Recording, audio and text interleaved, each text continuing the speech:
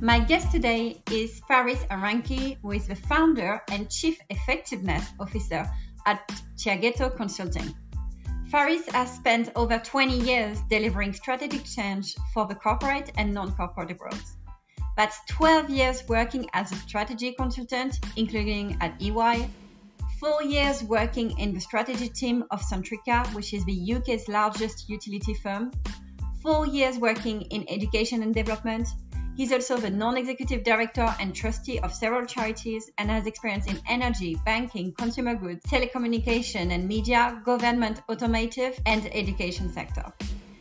Faris is also multilingual with experience all around the world, and he came to realize that often what hinders institutions from achieving their goals goes beyond the quality of their strategy.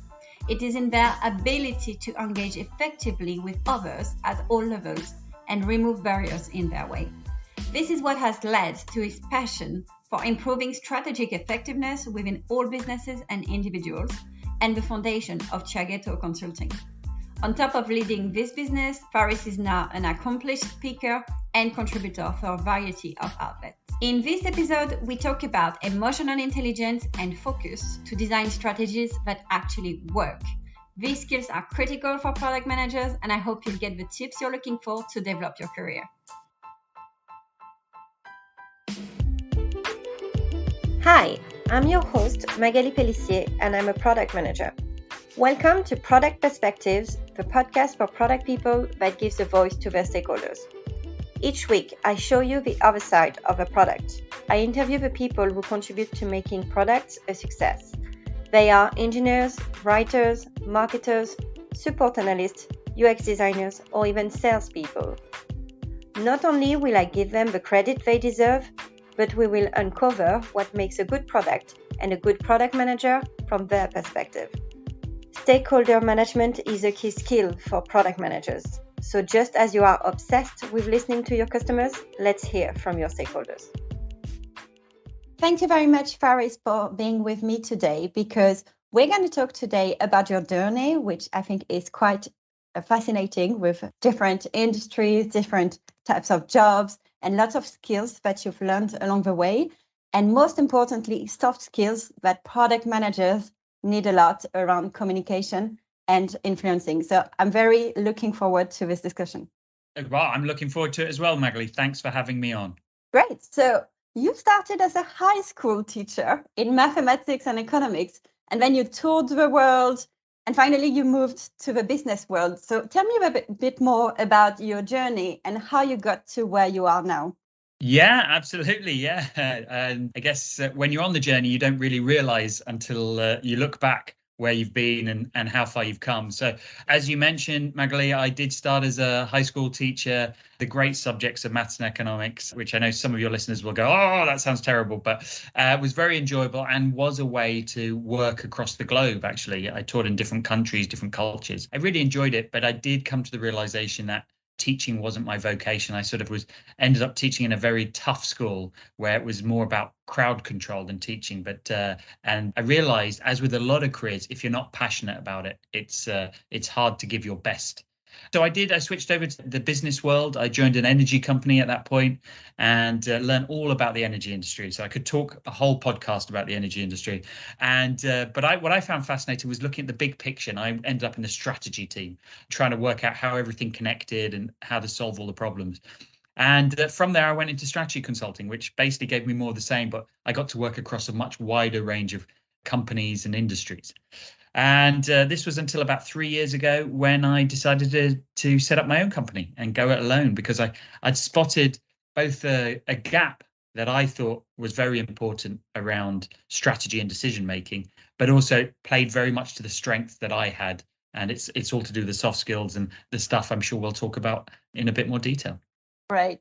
Well, I love mathematics and economics. That's my background too. So brilliant. That's what I like to hear.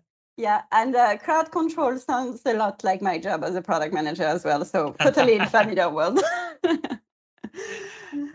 So I want to come back to your career in strategy and consulting, because when we initially talked, I remember this specific sentence that you said, which was 95% of the strategies never happened and they just sit on a shelf. So yes. How is that possible? What kind of strategy and why did they fail to be implemented? Yeah, it's fascinating, isn't it? And your listeners will probably go, wow, hang on a minute. And, what I mean by that is from the strategy and the full idea that is created, and it could be a corporate strategy, it could be a product strategy, it could be anything.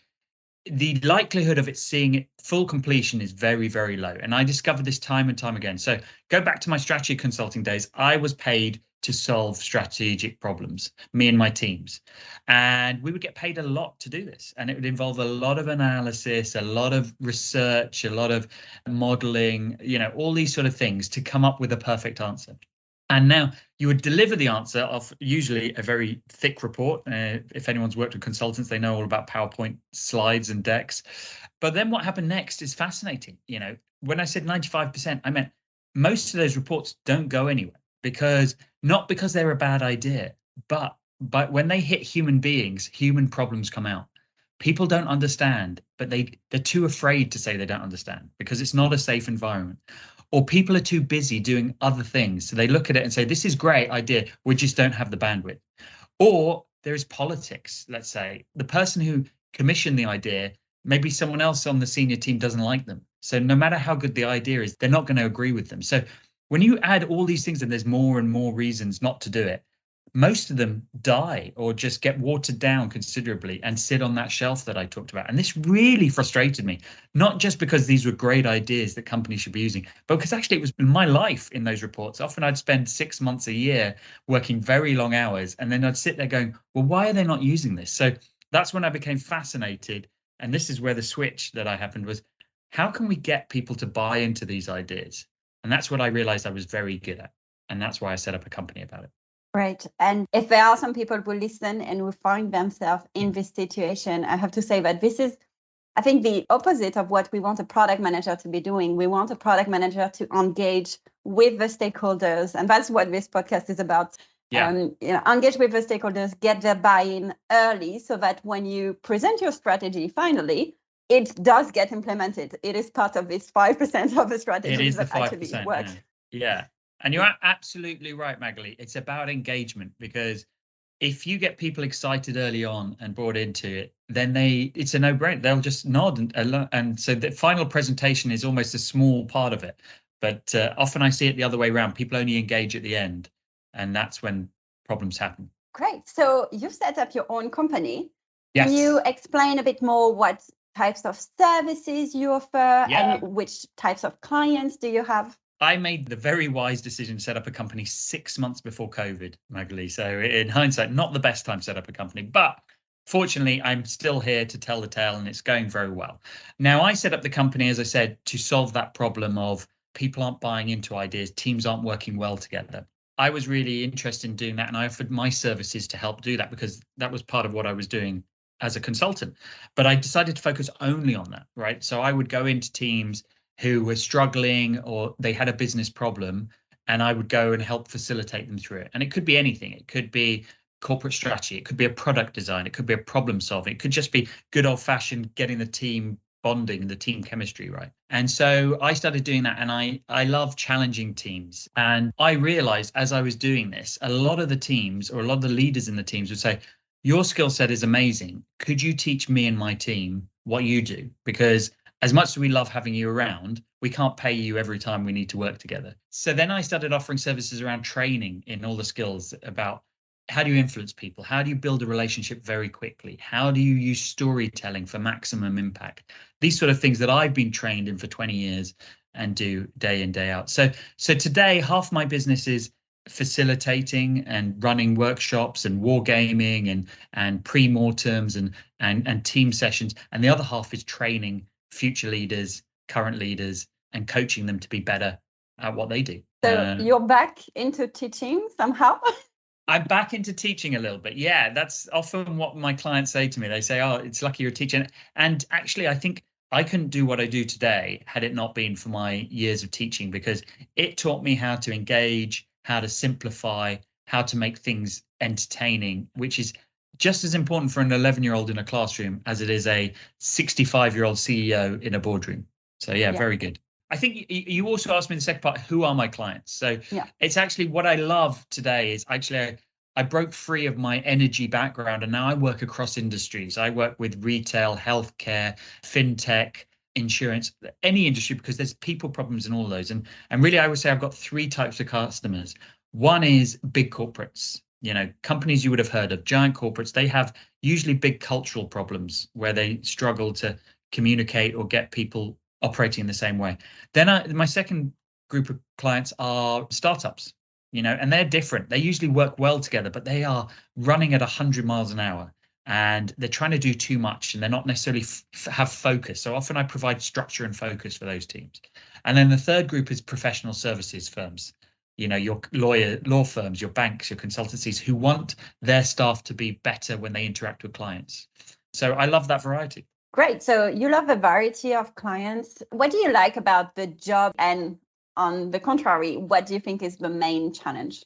I do love the variety, and I love helping when you make a small improvement and you see the impact it's going to have, not just in that one session, but for the rest of that team's, lifespan. So it's a bit like going back to the teaching when I could help a child understand algebra for the first time, and you saw this light bulb go off in their head. So that's what I really, really enjoy, and that's what drives me. And what is challenging is, well, I mean, there's a lot that's challenging, both with individuals and groups. Every group has a challenge. There's always a resistance. But actually, I think the challenge for me is building a business around it. This is the first business I've built. And as much as you can be prepared, there's a whole bunch of stuff that when you run a business and grow a business, you've never experienced. And I'm learning every day, or it comes at me every day. Right. Well, come and tell me one example. I can't wait to hear a story. Like I always say, when you run a business, you suddenly become the head of everything. So one morning you're the CEO. The next day, the afternoon, you're the head of IT because your email system has gone down. And this happened to me, and I lost like 3 weeks, and I had to learn all about how different email servers interact and all these things that never been my world before, because it was so crucial for the business to get my emails back up and running, right? And when you're a small business, you don't have an account manager at Microsoft or something. So you have to learn, read on forums, so stuff like that. And it's the same in HR, writing your first contract, writing all your sort of policies and things. Again, these aren't necessarily your speciality, but they need to get done. Yeah. And I know there's lots of product managers who are thinking that at some point in their career, they may want to create their own startup.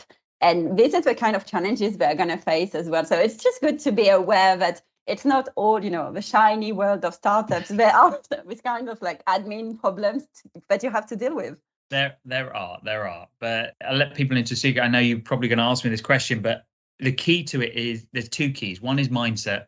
How you treat. There's a famous quote: life isn't what happens to you, it's how you respond to it. So that's a key part. And the other part is network, right? You don't have to solve these things alone. If you have a good network and you know where to go for help or tips, then that can immensely help you and make the burden a little less. So, I'll talk a bit more about my network maybe later on, but certainly those are two key tips for anyone thinking of starting their own business or going it alone in anything. Well, let's actually start on that before we dip a bit deeper into the tips about communication and influencing. How have you built your network, and why do you think so many people are struggling with that? I think people struggle because it's not a skill that they're taught, particularly if you live in a busy city or a busy place. Everyone is on the go. So we feel it's hard to stop people and slow them down and say, hey, pay attention to me. Is it okay if I can get to know you, spend some of your time, so to build a new network or someone new? And a lot of us rely on just exposure. I'm in an office, I sit by this person, so therefore they become in my network, which is great. But now, we've been 2 years of COVID where we're all at home. It's we've lost that ability to, how do I connect with a complete stranger? So, and it seems scary, even if you used to do it 2 years out of doing anything, like 2 years out of going to the gym, the first time you go back to the gym, it will seem scary. I think that's one of the reasons. So how I went about it, and let me talk about my network. And I have multiple different types of network for different things, but one of my core networks is a group that I set up called the Solopreneurs Club. And I realized early on, setting up a business from scratch is hard and it's lonely. And so I wanted to have somebody to help me through it. So I found a friend who was also building her business, and I would meet with her every Friday to work in the same coffee shop. And we two different businesses, but we'd stop every, hour, have a coffee, complain, celebrate, share ideas, go, oh, this is so annoying, whatever, which was such a help.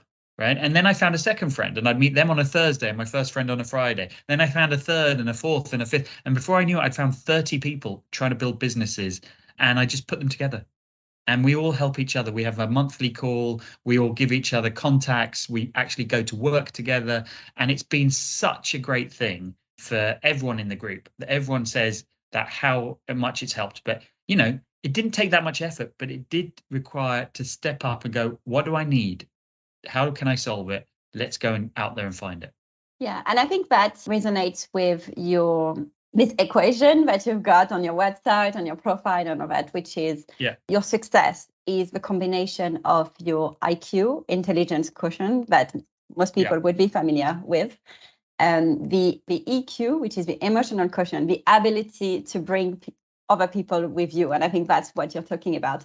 And also what we're going to talk about later, which is the FQ, your focus quotient, your ability to focus and to be efficient.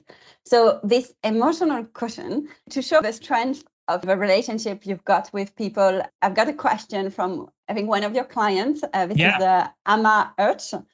Hi, Faris Aranki. I'm a great follower of your work, and you've supported us as one of your clients through lots of useful strategizing and consultancy. Many thanks. I'm Director of Millennial Psychology Services, and as a psychologist, I'm particularly interested in your specialism in EQ. Can you tell us a bit more about that? And what is the E about? How do you put the emotional aspect into your strategic work and support clients in that way? Many thanks.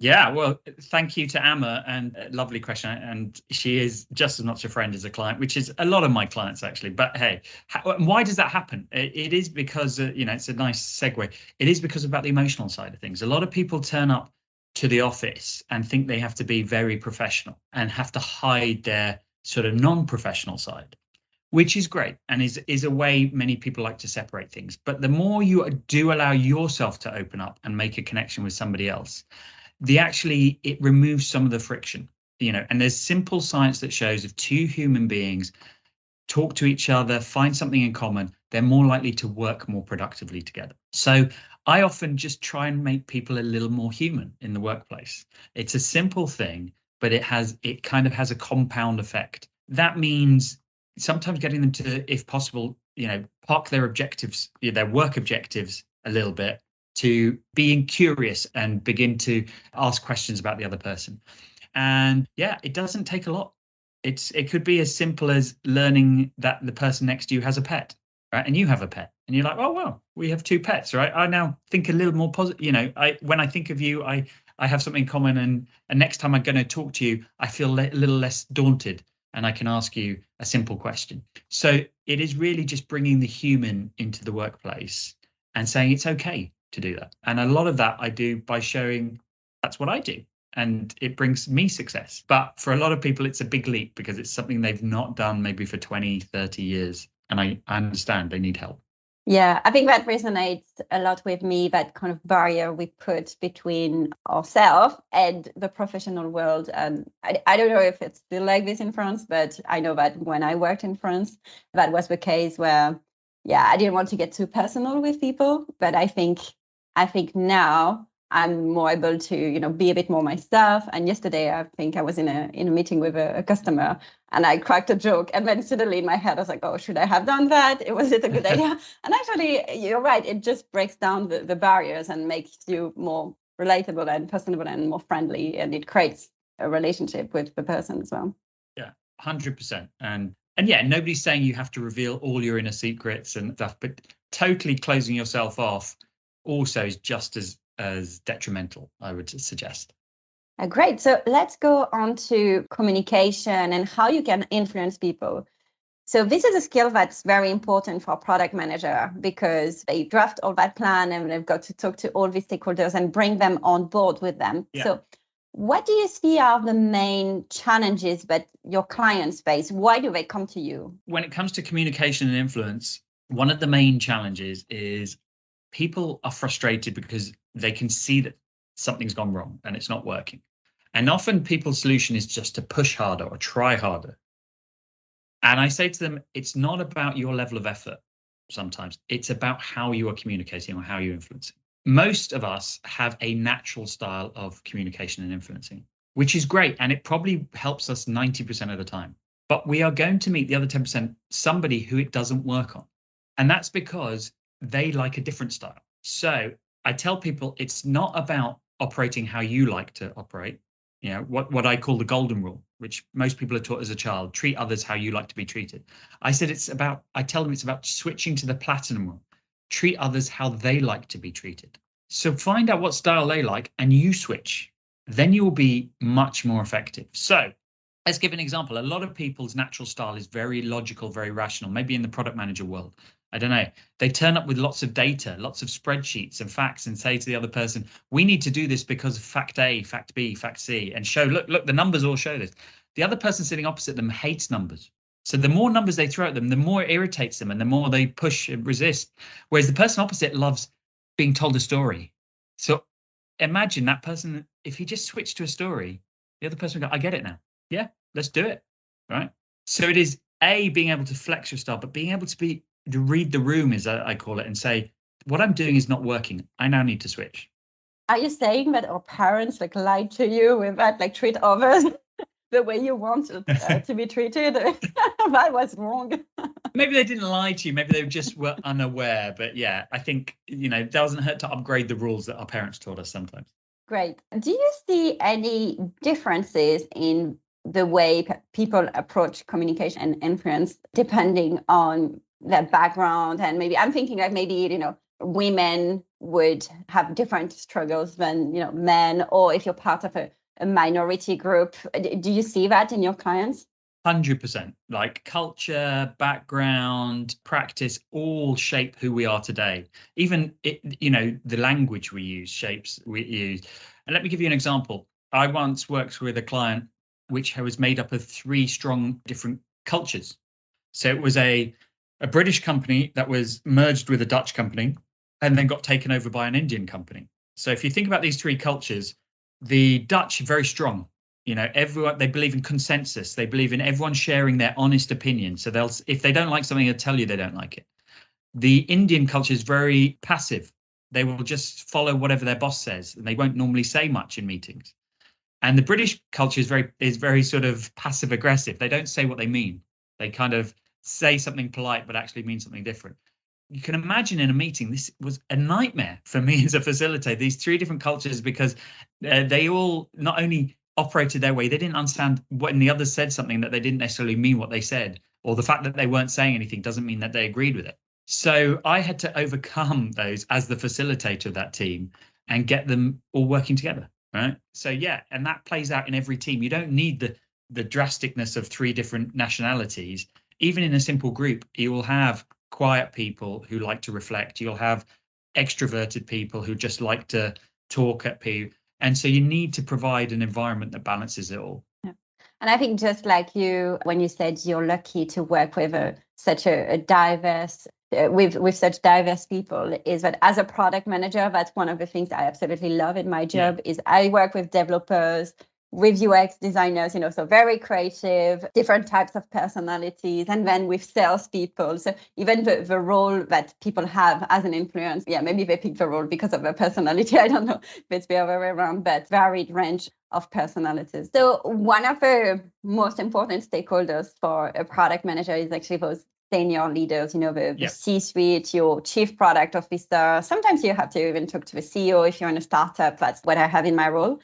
And it's difficult because we operate at a lower level. They've got different expectations, different ways of communication. So what do you recommend for influencing senior leaders? The first thing I'd recommend is what I said, is learn their style. If you have a chance, learn how they like to operate and you adapt to that. You'll get much more out of them.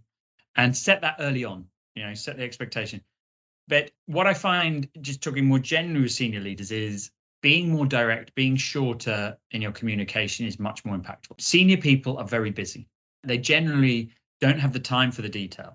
They want to know the key message. They want to know that you're on top of everything, and particularly if you're a product manager. So be prepared, but really be very direct and to the point with your communication. And that's not just your verbal communication. Are your written documents, have they got all the top points in the header, right? Because senior people, I was always taught, don't read beyond line number 3. Does your email actually contain most of the information in the title? Is the title very powerful? Or does it say, is it very long-winded and doesn't actually cover what the main point? All these little things add up. Is the name of the filing system that you use very clear what is going to be in that document if you click on it? So be really good, but that's a skill. It takes lots and lots of practice. I always say, imagine you were charged €1,000 or £1,000 per word you use in a document. You'd use a lot less words and you'd get more to the point. And I think this is what senior leaders really appreciate. Yeah, that's a good point. I'll think about that next time I write an email. What I've started to implement is executive summary at the beginning of every deck so that they get what they need straight away.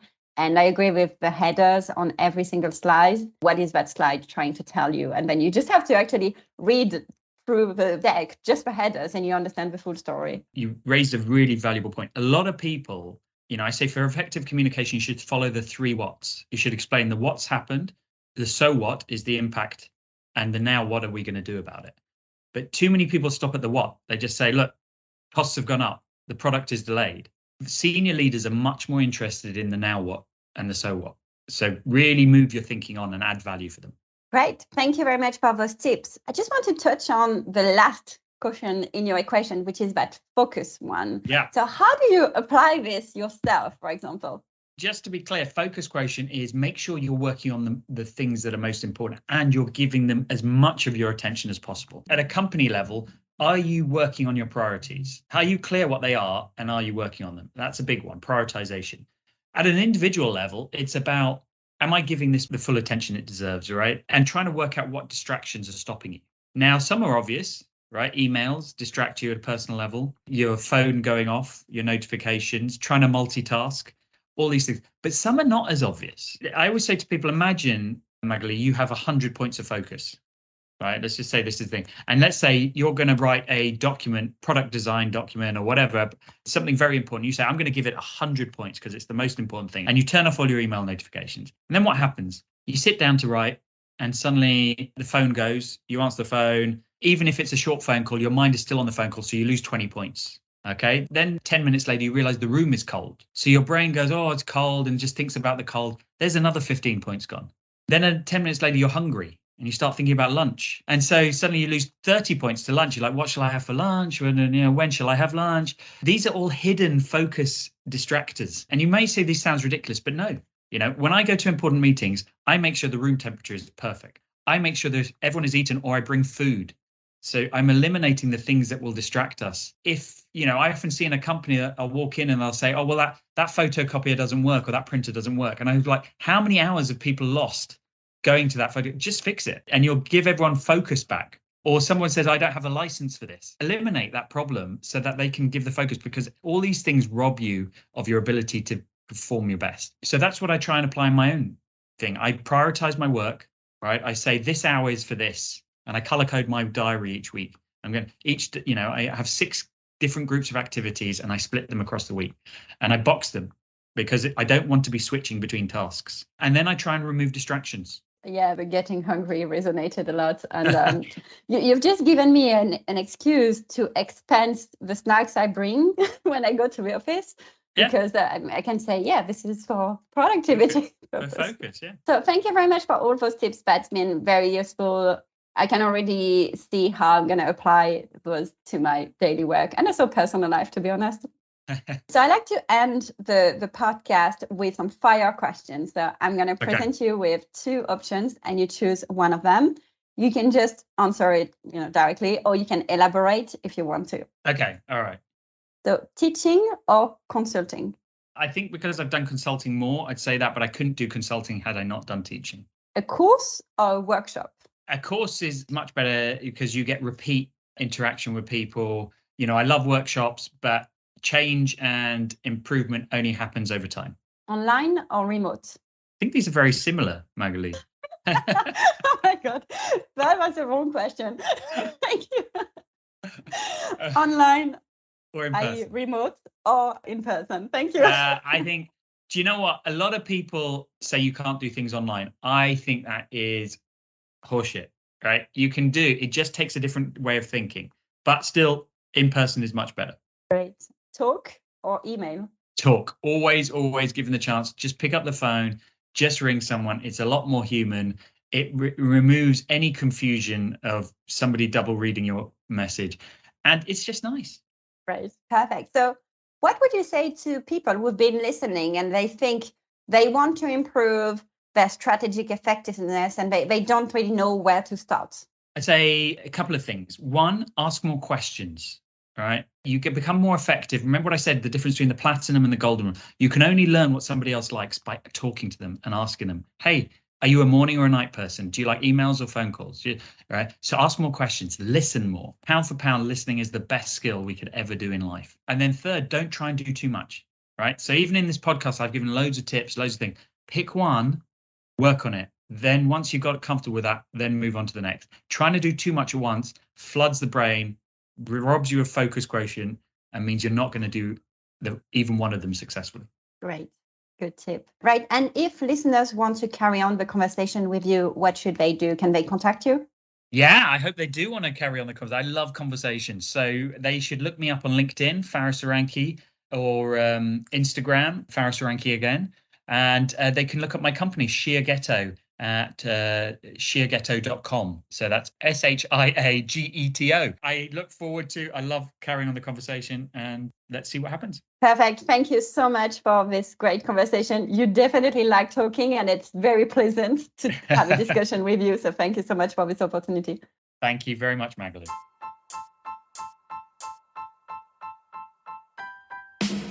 Thank you, everyone, for taking the time to listen to this podcast. I hope you enjoyed this episode and that it has enabled you to understand your stakeholder and inspired you to better work with them to make successful products. If so, please share the link with your friends and colleagues. And if you want to suggest some topics, some guests, if you have questions you'd like me to ask during the interviews, or if you have any feedback, you can write to me at magalipellissier@hotmail.fr.